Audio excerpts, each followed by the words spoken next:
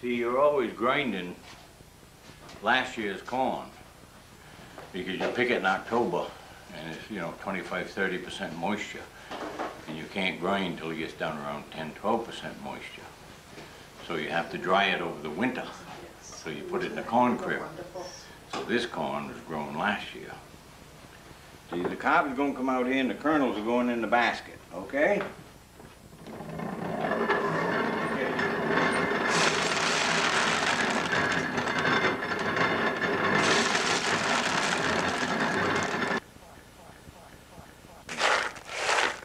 We're going to cleanse the corn. We're going to let the wind clean it. All we're doing is dropping it into the bucket and the wind's going to be blowing the chaff out of it.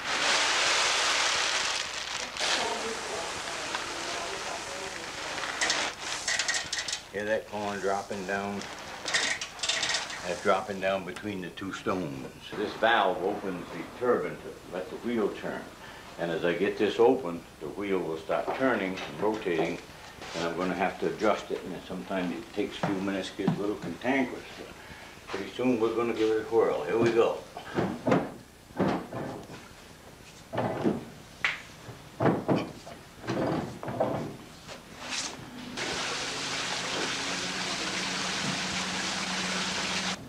She starts, yeah?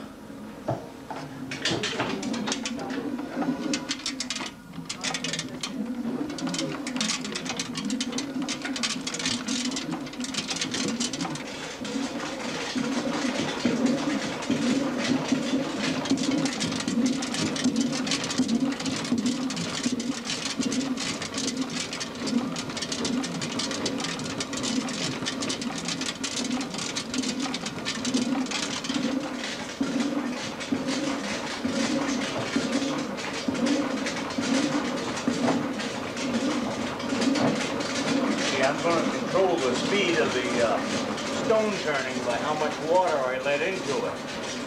I want that stone turning between 75 and 100 revolutions a minute. How can you tell that it's that many revolutions? Eyeball. Eyeball? Eyeball. And what about the sound of it?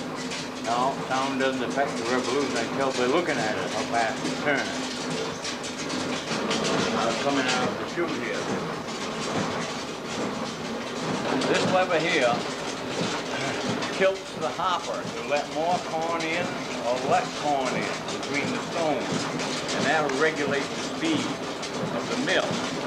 I can regulate the speed of the mill by controlling the amount of corn going in there, or I can regulate the speed of it by shutting the water off or turning the water on a little more. I've got two means of regulating the speed of the stone. And that lever right there, the difference between the stones. Between the two stones, right. That lever there raises it or lowers the top stone. How full that bucket gets, Donald? It's pretty close to full. Well, just enough. Atta boy. Put this one right under it. That's right. Bring that bucket right up there. We'll make a miller out of you yet.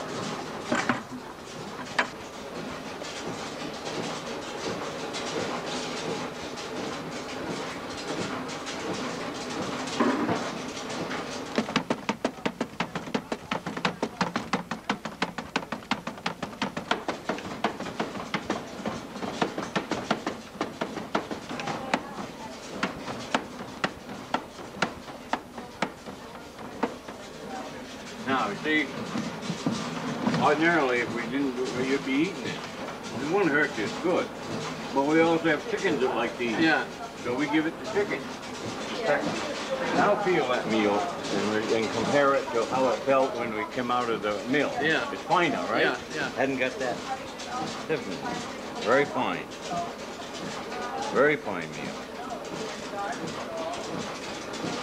I learned from Bob's father. I didn't know a Johnny Cake when I met him when we were at college. And I saw him with this griddle in the corner there. I think it was a Thanksgiving dinner. And they were floating. And I thought, what is he doing? It was pure butter. Mm. Rob, you better have one before you start the wheels. Yeah, my bucket. Crunchy. Yep, crunchy on the outside, soft on the center. Mouth. Is that crispy crunchiness? That's the corn. It isn't because of the way you cooked it. Probably sugar and milk. Well, the Johnny cakes certainly were good, but I figured there had to be something more you could do with this wonderful cornmeal. So I asked my chef friend, Maureen Pothier, to come up with 3 recipes. She is at Johnson & Wales University teaching cooking, and she has a lot of great ideas, and so here she goes. She started with a polenta base, which she flavored with sage and winter savory, poured into a bread pan and let it set up in the refrigerator overnight. Now we're making simple ham and cheese sandwiches, grilled in butter. We've added a salad made with baby greens grown in my own garden. Now we're making croutons. We're cutting cubes from the same block of polenta and frying them in butter. You can also use olive oil. When they brown on all sides, they're done. We're topping a garden salad with the croutons. For the tour de force, Maureen has invented a polenta cheesecake using Carpenter's cornmeal. To the polenta, she adds the zest of an entire lemon. She beats 3 large egg yolks in a small bowl. She tempers the yolks so they don't scramble by adding some warm polenta to the yolks first, then combining the remaining polenta and yolks. She adds softened butter, sugar, baking powder, salt, and white pepper. Then she adds ricotta cheese and some fresh lavender and lemon verbena chopped fine. Mix all the ingredients well. The herbs release their oils when they are heated by the batter. Next, she beats egg whites in a copper bowl. Make the whisk an extension of your arm. You want the whites to be soft and light, not stiff. Add some whites to the base, stir a little, then fold the remaining whites in. Pour the batter into a greased springform pan and then tap it a few times to release the air bubbles. Bake it at 350 degrees for 45 minutes to an hour. Here it is.